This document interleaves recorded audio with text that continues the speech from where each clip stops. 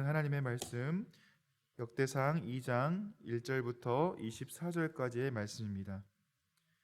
역대상 2장 1절부터 24절까지 제가 가지고 있는 성경 구약 610쪽에 있습니다.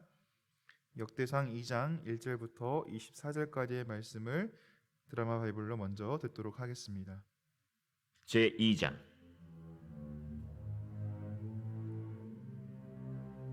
이스라엘의 아들은 이러하니 르우벤과 시므온과 레위와 유다와 이사갈과 스불론과 단과 요셉과 베냐민과 납달리와 갓과 아셀이더라.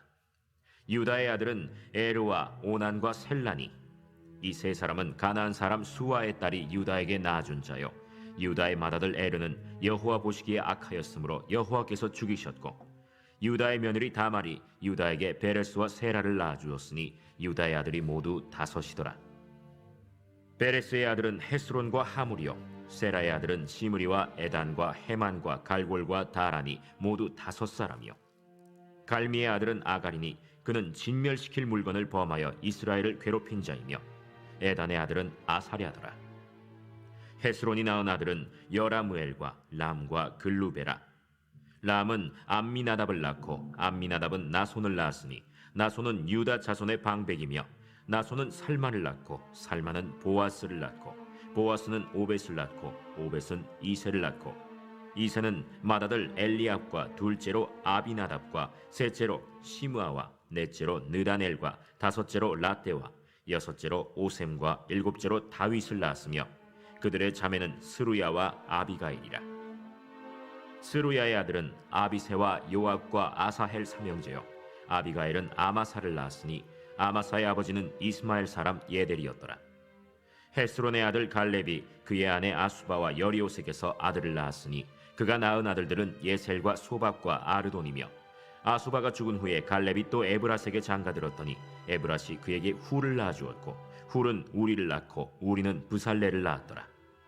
그 후에 헤스론이 60세 길르앗의 아버지 마길의 딸에게 장가들어 동침하였더니 그가 스굽을 헤스론에게 낳아주었으며, 스굽은 야일을 낳았고, 야일은 길르앗 땅에서 23성읍을 가졌더니 그 술과 아람이 야일의 성읍들과 그낫과 그에 딸린 성읍들 모두 60을 그들에게서 빼앗았으며, 이들은 다 길르앗의 아버지 마길의 자손이었더라.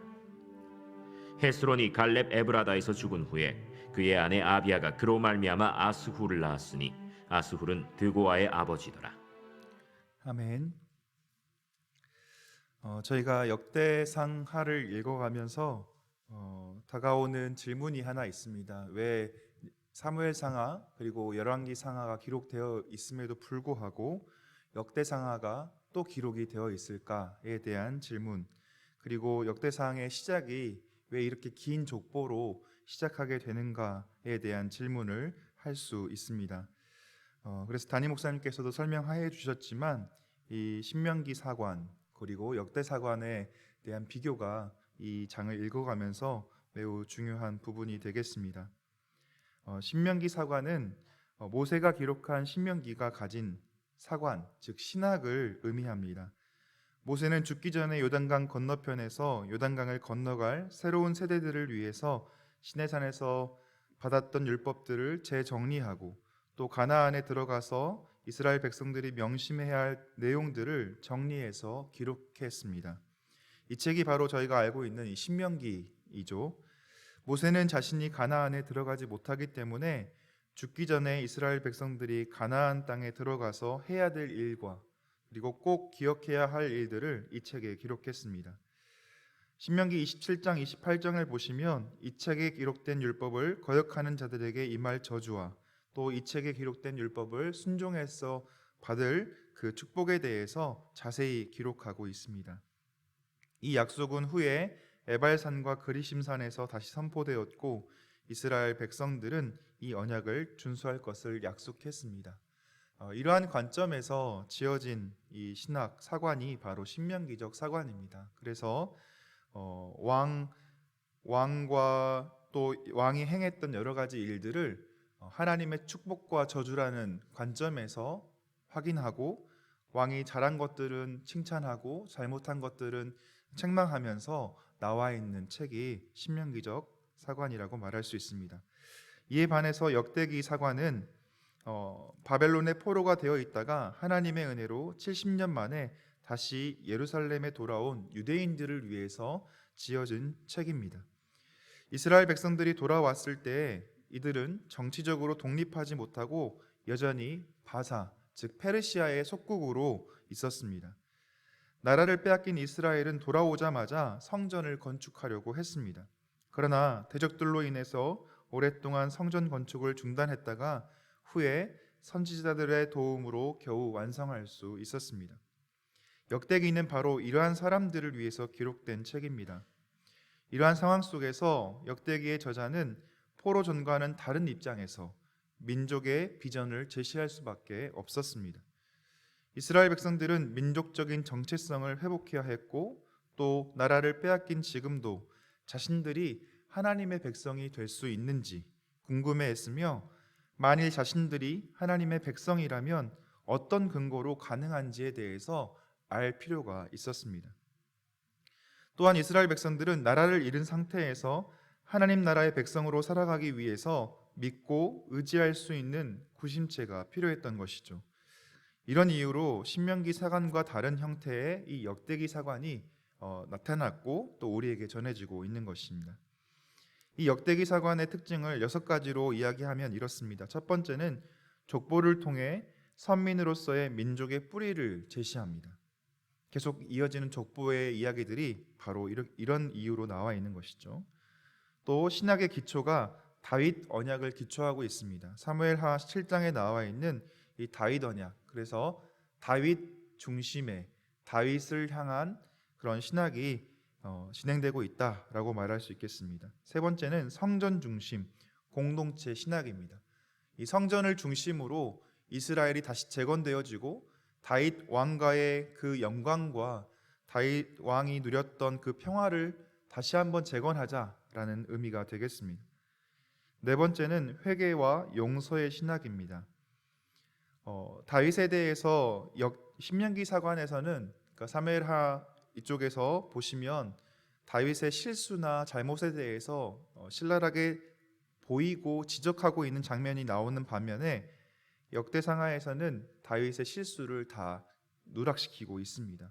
왜냐하면 다윗을 중심으로 다시 이 이스라엘이 재건돼야 하기 때문에 다윗의 실수는 감춰주고 있는 것이죠.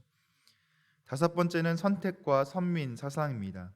또 마지막으로 여섯 번째는 여호와를 의지하고 율법을 준수하는 것, 이렇게 6가지의 특징을 가지고 있습니다. 오늘 본문도 이런 역대기 사관의 관점에서 쓰였기 때문에 첫 번째로 나온 것이 족보입니다. 아담에서 아브라함까지 1장에서 쭉 족보를 이야기해주고 이제 이스라엘의 아들들에 대한 족보가 2장에서 나오고 있습니다. 역대기 사관의 중심은 다윗의 시대를 다시 이루는 것입니다. 그래서 다윗이 이야기의 중심이 됩니다. 맨 먼저 언급된 지파도 다윗이 속한 유다 지파이고 가장 많은 양을 할애하고 있는 지파도 바로 유다 지파입니다. 자, 이런 흐름 가운데에서 이런 이 역대기 사관에 대한 관점들을 저희가 잘 알고 읽어가는 가운데서 조금은 의아한 부분들이 오늘 본문에 기록되어 있음을 발견할 수 있습니다.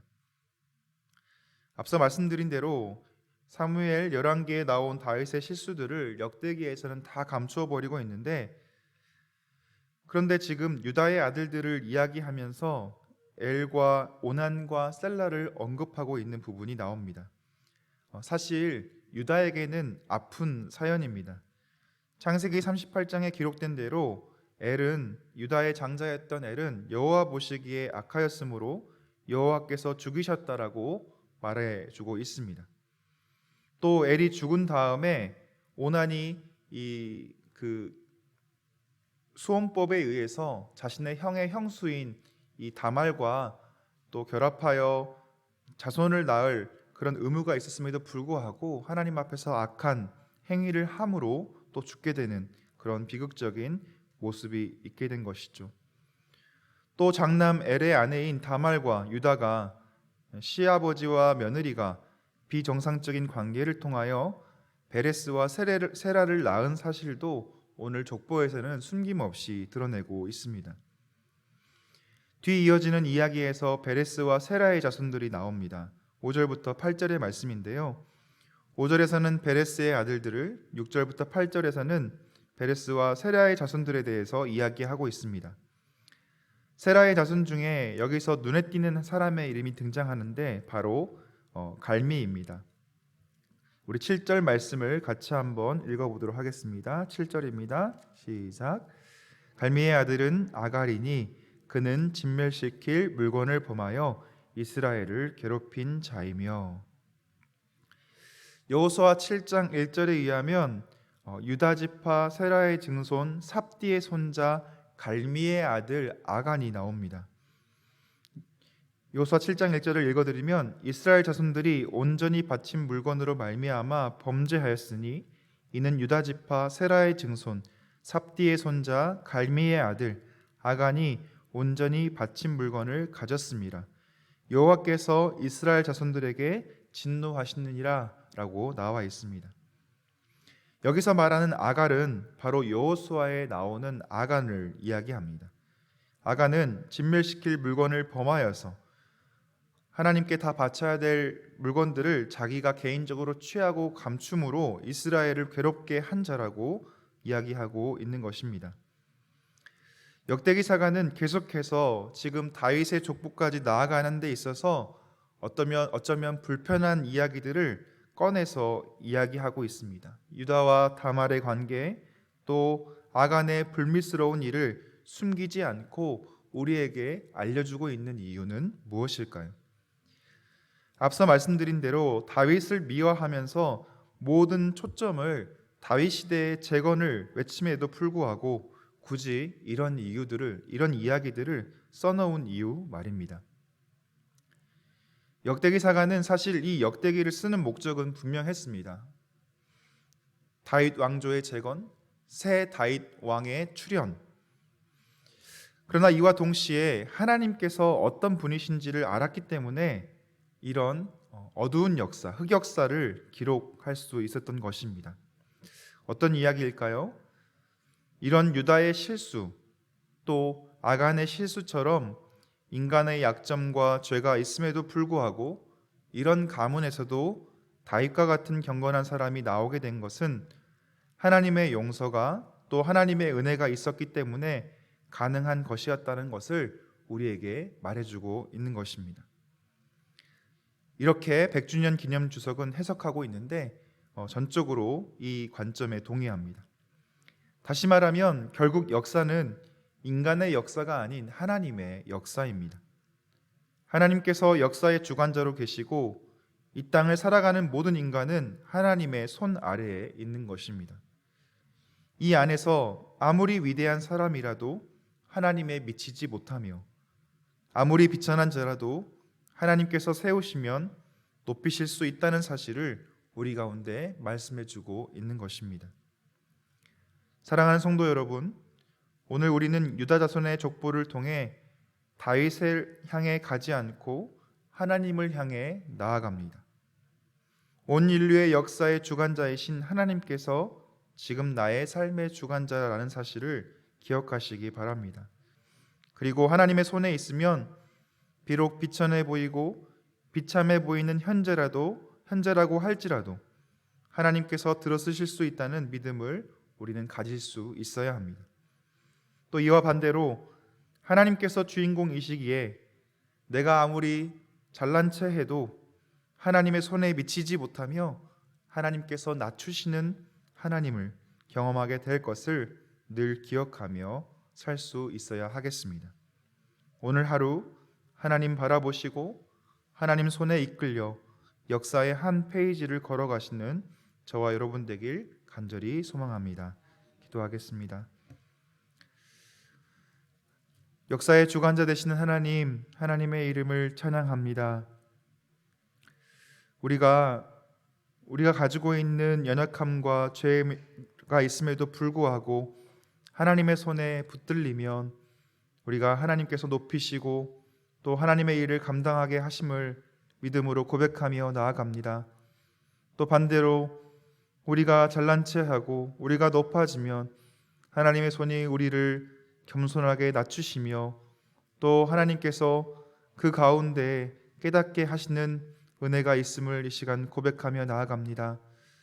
우리가 다른 것, 우리가 가지고 있는 상황, 현재를 바라보고 나아가는 것이 아니라 역사의 주관자이시며 우리의 인생의 주관자이신 하나님을 바라보고 나아갈 수 있도록 우리의 삶과 우리의 믿음을 지켜 주옵소서. 오늘 하루의 삶 가운데 일하시고 역사하시는, 동행하시는 하나님을 만나고 또 경험하고 나아가는 오늘 하루의 삶 될 수 있도록 인도하여 주옵소서. 예수 그리스도의 이름으로 기도드리옵나이다. 아멘.